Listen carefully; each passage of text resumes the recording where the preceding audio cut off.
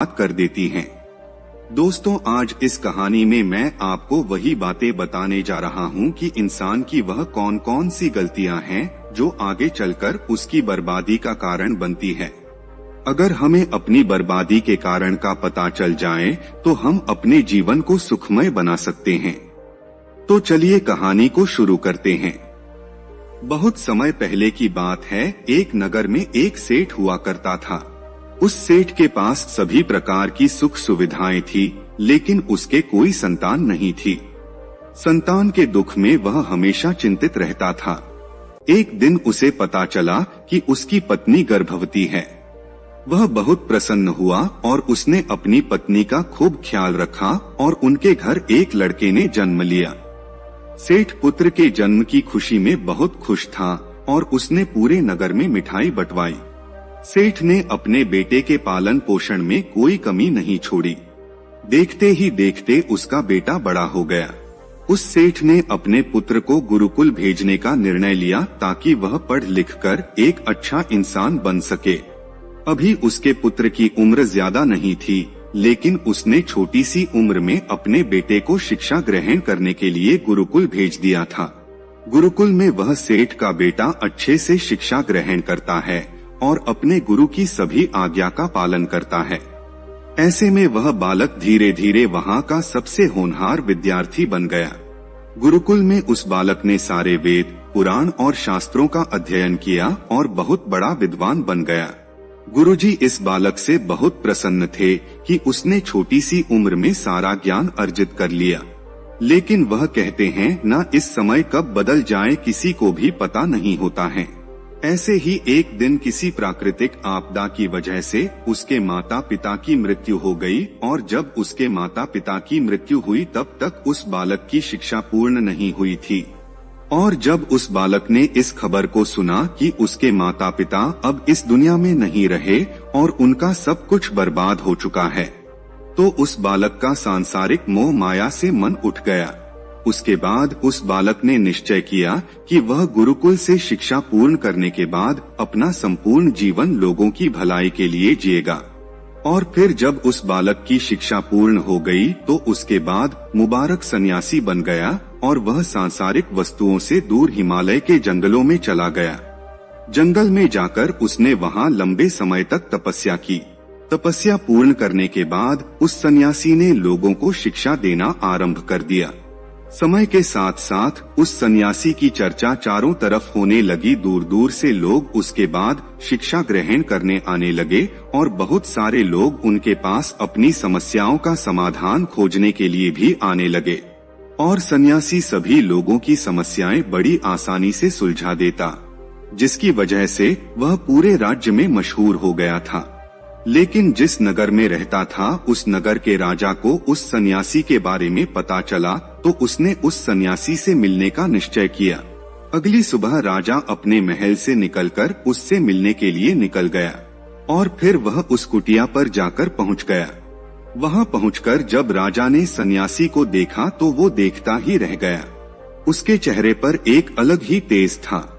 जब वह सन्यासी के पास पहुंचा तो उसे बड़ी शांति का अनुभव हुआ। उस राजा ने सन्यासी को प्रणाम किया और उनके पास बैठ गया, उनसे वार्तालाप करने लगा। वो राजा जब पहली मुलाकात में इतना प्रभावित हुआ कि उसने उसी समय से अच्छाई की राह पर चलने की ठानी और मन ही मन सोचने लगा कि इतनी छोटी सी मुलाकात में यह सन्यासी मुझे इतना बदल सकता है। अगर यह हमेशा मेरे साथ ही रहने लगे तो मेरी तो जिंदगी बदल जाएगी। यही सोचकर राजा सन्यासी से अपने महल चलने के लिए आग्रह करने लगा। राजा का आग्रह सुनकर सन्यासी मना नहीं कर पाया और वह राजमहल चलने को तैयार हो गया। राजा सन्यासी को लेकर राजमहल की ओर चल दिया। राजमहल पहुंचने पर राजा ने सन्यासी का आदर सत्कार किया और उसके बाद राजा ने सन्यासी को एक शाही कमरे में भोजन कराया। भोजन के पश्चात सन्यासी ने राजा को धन्यवाद दिया और राजा से जाने की आज्ञा मांगी। यह सुनकर राजा ने कहा, आप हमारे महल में जब तक चाहे तब तक रह सकते हैं। आपको यहाँ पर किसी भी प्रकार की कोई असुविधा नहीं होगी और आप यहाँ रहेंगे तो हमें भी अच्छा लगेगा। यह बात सुनकर सन्यासी ने राजा का प्रस्ताव स्वीकार कर लिया। उसके बाद राजा ने सेवकों से कहा कि सन्यासी महाराज के लिए बगीचे में रहने का, खाने का और वस्त्र आदि का प्रबंध किया जाए। राजा की आज्ञा के अनुसार सेवकों ने एक सुंदर सी कुटिया का निर्माण कर दिया। उसके बाद वह सन्यासी उसी कुटिया में रहने लगा। सन्यासी को उस कुटिया में रहते रहते कई साल बीत गए और इस दौरान राजा ने उसकी खूब सेवा की। लेकिन कई सालों बाद एक दिन राजा और रानी को जरूरी काम से दूसरे राज्य में जाना पड़ा। लेकिन उन्होंने एक सेवादार को सन्यासी की सेवा के लिए नियुक्त कर दिया, लेकिन उस सेवादार राजा के जाने के बाद बीमार पड़ गया और अपने घर चला गया। अब कभी लौटकर वापस नहीं आया तो सन्यासी ने क्रोध में आकर उस राजा को खूब सुनाया और राजा से कहा, हे राजन, जो जिम्मेदारी तुम पूरी नहीं कर सकते हो तो उठाते ही क्यों हो। तब राजा ने सन्यासी से क्षमा मांगते हुए कहा कि हे भगवान, यदि मुझसे कोई भूल हो गई है तो मैं उसके लिए आपसे क्षमा मांगता हूँ। मुझे क्षमा कर दीजिए और आप अपना क्रोध शांत कीजिए और मुझे बताइए कि आखिर हुआ क्या है। यह बात सुनकर उस सन्यासी ने कहा कि तुम्हारे जाने के बाद मुझे यहाँ पर किसी ने भोजन नहीं दिया। मैं बहुत दिनों तक भूखा ही रहा। मुझे यहाँ पर आकर किसी ने पूछा तक नहीं कि मैं किस हाल में हूँ। यह सुनकर राजा ने सन्यासी से क्षमा मांगी और कहा, हे भगवान, आज के बाद ऐसी कोई गलती नहीं होगी। फिर कुछ देर बाद मामला शांत हो गया। जब राजा और सन्यासी के बीच वार्तालाप हो रही थी तो रानी यह सब वार्तालाप चुपके से सुन रही थी और सब कुछ देख रही थी। उसके बाद राजा ने उसको कोई भी शिकायत का मौका नहीं दिया और सन्यासी की खूब सेवा की। लेकिन कुछ दिनों बाद राजा को फिर किसी जरूरी काम के लिए अपने राज्य से बाहर जाना पड़ा। लेकिन इस बार राजा ने राज्य से बाहर जाने से पहले अपनी रानी को कहा कि जब तक मैं नहीं आऊं तब तक आप सन्यासी बाबा की देखभाल करें। यह सुनकर रानी ने कहा कि जी महाराज, आप निश्चिंत होकर जाइए, मैं सन्यासी महाराज की अच्छे से देखभाल करूंगी। उसके बाद रानी हर रोज भोजन बनाकर सन्यासी महाराज उपदेश देती है। लेकिन एक दिन रानी नहाने के लिए चली गई और सन्यासी को भोजन देना भूल गई। सन्यासी ने काफी देर तक भोजन का इंतजार किया, लेकिन जब भोजन नहीं आया तब सन्यासी सोच में पड़ गया कि आज खाना क्यों नहीं आया। उसके बाद सन्यासी ने सोचा क्यों खुद घर में जाकर दिखेगा कि क्या है, अब तक खाना क्यों नहीं आया। और फिर वह महल पहुंच गया। जब वह महल के अंदर पहुंचा तो वहां उसकी नजर रानी पर पड़ी। रानी के लंबे लंबे घने काले बाल जो कि उसके कमर तक लहरा रहे थे, उसकी कजरारी आंखें जो देखने मात्र से ही घायल करती हैं, उसकी हिरनी जैसी चाल, इतने सुंदर रूप को देखकर सन्यासी चकित हो गया और रानी की सुंदरता सन्यासी की मन में घर कर गई और वह वहां से बिना कुछ कहे ही अपनी कुटिया में लौट आया। सन्यासी रानी के रूप और सुंदरता को भुला न पाया और वह खाना पीना छोड़कर अपनी कुटिया में पड़ा रहा। उसने कई दिनों तक कुछ भी नहीं खाया। इस वजह से वह बहुत कमजोर हो गया। फिर कुछ समय बाद राजा वापस लौटे और जब उसे सन्यासी की हालत का पता चला तो वो सीधे सन्यासी के पास पहुँचे और बोले कि हे भगवान, क्या बात है, आपको क्या हो गया और आप इतने कमजोर कैसे हो गए हैं? आखिर आपको किस बात की चिंता है? आप किस गहरी सोच में डूबे हो? क्या मुझसे कोई भूल हो गई है? तब सन्यासी ने कहा कि नहीं राजन, आपसे कोई भूल नहीं हुई। यह सुनकर राजा ने कहा, तो फिर आखिर क्या बात है, आप मुझे बताइए, मैं आपकी परेशानी जरूर दूर करूंगा। यह सुनकर सन्यासी ने राजा से कहा, हे राजन, मैं आपकी रानी की अद्भुत सुंदरता को देखकर उनकी सुंदरता के फेर में पड़ गया हूँ और अब मैं रानी के बिना जिंदा नहीं रह सकता। यह सुनकर राजा हैरान हो गया और कुछ देर सोचने के बाद राजा ने उस सन्यासी से कहा, मैं आपको रानी दे दूंगा। यह सुनकर सन्यासी बहुत प्रसन्न हुआ। फिर राजा सन्यासी को लेकर महल चले गए और जब राजा और सन्यासी महल पहुँचे तो उस दिन रानी ने अपने सबसे सुंदर वस्त्र और गहने पहने हुए थे। फिर राजा रानी के पास पहुँचे और राजा ने रानी से कहा कि आपको इनकी मदद करनी चाहिए।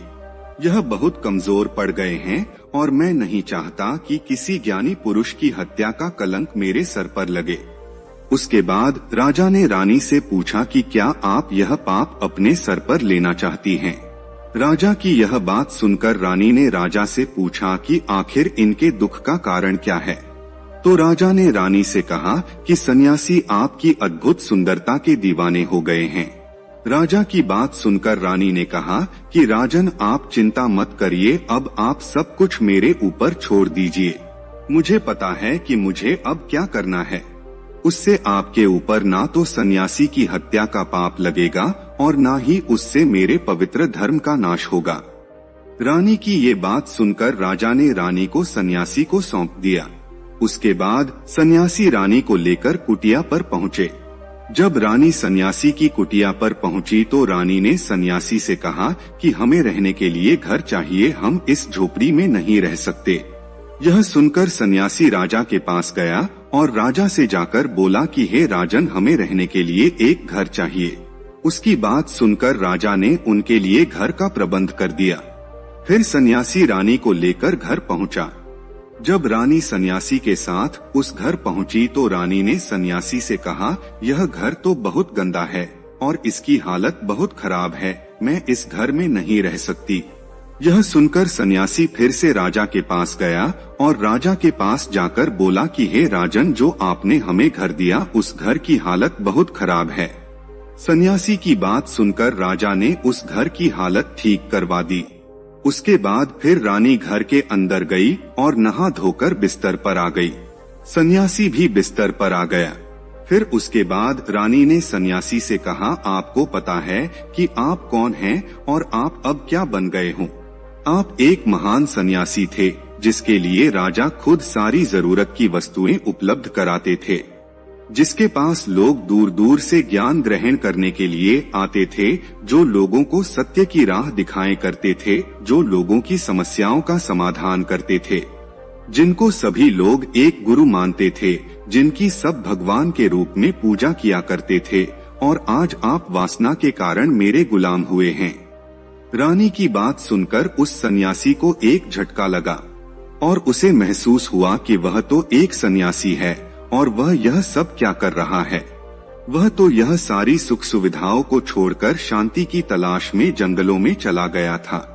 जब सन्यासी जी को सद्बुद्धि आई तो वह जोर जोर से रोने लगा, चिल्लाने लगा और रानी से कहने लगा कि मुझे क्षमा कीजिए महारानी, मैं यह क्या करने जा रहा था। मैं अभी आपको राजा को सौंप कर आता हूँ। सन्यासी की बात सुनकर रानी ने सन्यासी से प्रश्न किया कि महाराज, मेरे मन में एक प्रश्न उठ रहा है, कृपया मेरे प्रश्न का उत्तर दीजिए। रानी की बात सुनकर उन्होंने कहा कि पूछो, तुम्हारा क्या प्रश्न है। फिर रानी ने कहा, जब आपको उस दिन भोजन नहीं मिला तो आप बहुत क्रोधित हो गए, तब मैंने आपको पहली बार देखा था और तभी से मैं आपके व्यवहार में परिवर्तन महसूस कर रही हूँ। ऐसा क्यों हुआ महाराज? आखिर आपको इतना क्रोध क्यों आया? रानी की बात सुनकर सन्यासी ने रानी को समझाया कि जब मैं जंगल में था तो मुझे समय पर भोजन भी नहीं मिलता था, लेकिन जब मैं महल में आया तो महल में आने के बाद मुझे सारी सुख सुविधाएं मिली और फिर मैं इन सभी सुख सुविधाओं के मुंह में फंस गया और मुझे इसके प्रति लगाव उत्पन्न हो गया और फिर मुझे इसको पाने का लालच, और जब मुझे यह नहीं मिला तो मेरे अंदर क्रोध उत्पन्न हुआ। फिर सन्यासी ने कहा कि सच तो यह है कि अगर इच्छा पूरी नहीं हो तो क्रोध उत्पन्न होता है और अगर इच्छा पूरी हो जाए तो लालच बढ़ जाता है। फिर सन्यासी ने रानी से कहा, यह इच्छा की पूर्ति मुझे वासना के द्वार तक लेकर आई है और मैं आपके प्रति आकर्षित हो गया। इसके बाद सीधा रानी को लेकर राजा के पास गया और बोला, राजन मुझे क्षमा कर दीजिए, मुझे अपनी गलती का एहसास हो गया है। यह लो आपकी रानी, मुझे सब नहीं चाहिए। मैं अपनी इच्छा के वशीभूत होकर यह गलत कार्य करने जा रहा था और अपने जीवन को बर्बाद कर रहा था, लेकिन अब मुझे सब कुछ समझ में आ गया है। उसके बाद सन्यासी ने कहा कि हे राजन, मनुष्य की बर्बादी का कारण उसकी 4 आदतें बनती हैं और दुनिया के हर एक व्यक्ति के अंदर ये 4 गुण होते हैं, लेकिन जो व्यक्ति पर नियंत्रण पा लेता है वो दुख और परेशानियों से बच जाता है। जो व्यक्ति इन चारों दोषों पर नियंत्रण नहीं कर पाता है वह बर्बाद होने के कगार पर पहुंच जाता है। यह सुनकर राजा ने कहा, महाराज आप मुझे वो 4 आदतें बताइए जिनसे कि मनुष्य की बर्बादी हो जाती है। फिर सन्यासी ने राजा को मनुष्य को बर्बाद करने वाली बातों के बारे में बताया। हे राजन, मनुष्य को बर्बाद करने वाली पहली आदत है इच्छा, जो कि इच्छा ही दुनिया के हर एक व्यक्ति के अंदर सबसे पहला अवगुण होती है।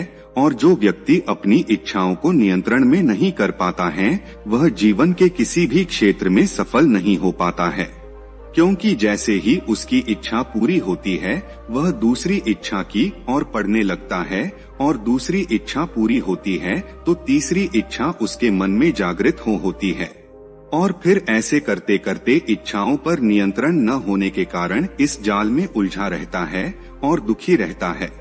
इसीलिए राजन, जब हम इच्छाओं पर नियंत्रण पा लेते हैं तो हम हमारे मन पर भी नियंत्रण पा लेते हैं, और जब हमारा मन हमारे बस में होता है तो हमें सुख ही सुख की प्राप्ति होती है। फिर जो हम चाहते हैं वही हमारे साथ होता है। फिर सन्यासी कहता है कि हे राजन, मनुष्य को बर्बाद करने वाली दूसरी आदत है वासना। वासना का जन्म हमारे मन में उठने वाली इच्छाओं से होता है। जिस प्रकार इच्छा का कोई अंत नहीं होता और मनुष्य वासना के जाल में फंसता चला जाता है। वासना के वशीभूत होकर मनुष्य को कुछ भी नजर नहीं आता है। आज तक जितनी भी लड़ाई हुई है उनका सबसे बड़ा कारण स्त्री को पाने की इच्छा ही रही है। स्त्री के प्रेम में वशीभूत होकर राजा महाराजाओं ने आज से पहले बहुत सारे युद्ध किए हैं। रावण तो इस संसार का सबसे बुद्धिमान व्यक्ति था, लेकिन उसने भी माता सीता की सुंदरता के फेर में आकर अपना सब कुछ बर्बाद कर लिया। उसकी मृत्यु का कारण एक स्त्री ही बनी थी। कई राजा महाराजा तो युद्धों में इसलिए हार गए क्योंकि वो लोग स्त्रियों से रासलीला रचाने में ही रह गए। ईश्वर ने तो स्त्री की उत्पत्ति इस संसार को बढ़ाने के लिए की है, लेकिन आजकल लोगों ने इसे अपनी वासना का शिकार बना लिया है, अपने मनोरंजन का साधन समझने लगे हैं, और जब उन्हें अपना ये मनोरंजन नहीं मिलता तो वो पागल हो जाते हैं और न जाने क्या क्या कर बैठते हैं। इसलिए हे राजन, जितना हो सके उतना वासना से दूर रहना चाहिए। फिर सन्यासी कहता है, हे राजून, मनुष्य को बर्बाद करने वाली तीसरी आदत है क्रोध। क्योंकि जब मनुष्य के मन की बात नहीं होती तो उसके अंदर क्रोध उत्पन्न हो जाता है, और जब मन को क्रोध आता है तो उस पर उसका नियंत्रण नहीं होता है, और फिर वह क्रोध में आकर कई गलत निर्णय लेता है। वह दूसरों को भला बुरा कह देता है, गालियां निकाल देता है, और जब उनका क्रोध शांत होता है तो उन्हें अपनी गलती का एहसास हो जाता है, लेकिन तब तक तो सब कुछ बर्बाद हो चुका होता है। क्रोध के कारण मनुष्य के कई बने बनाए काम बिगड़ जाते हैं। जब मनुष्य के भीतर क्रोध उत्पन्न होता है तो वह अंदर से बहुत कमजोर हो जाता है, और एक कमजोर मनुष्य कुछ भी नहीं कर सकता है, उसे कभी भी सफलता हासिल नहीं हो सकती है। क्रोध हमारे भीतर तनाव उत्पन्न करता है, और अगर एक बार तनाव में चले गए तो हमारा पूरा जीवन बर्बाद हो जाता है। फिर सन्यासी कहता है कि हे राजन, मनुष्यों को बर्बाद करने वाली चौथी आदत है लालच। हे राजन, लालच का फल सदैव बुरा होता है। लालच में पड़कर हम बहुत से लोगों का बुरा कर लेते हैं। हर मनुष्य के जीवन में कभी न कभी ऐसे अवसर अवश्य आते हैं जब वो लालच कर बैठता है, और अधिक पाने की लालसा में वो कुछ ऐसा कर बैठता है जिससे जो उसके पास था वो उसे भी गवा देता है। क्योंकि जैसे ही व्यक्ति एक इच्छा पूरी होती है तो उसकी लालच और बढ़ जाती है, और उसके मन में कई आकांक्षाएं जन्म लेने लगती हैं। जो व्यक्ति लालच करता है वो कामयाबी से कोसों दूर रहता है, क्योंकि एक न एक दिन लालच का दुष्परिणाम सामने आता ही है।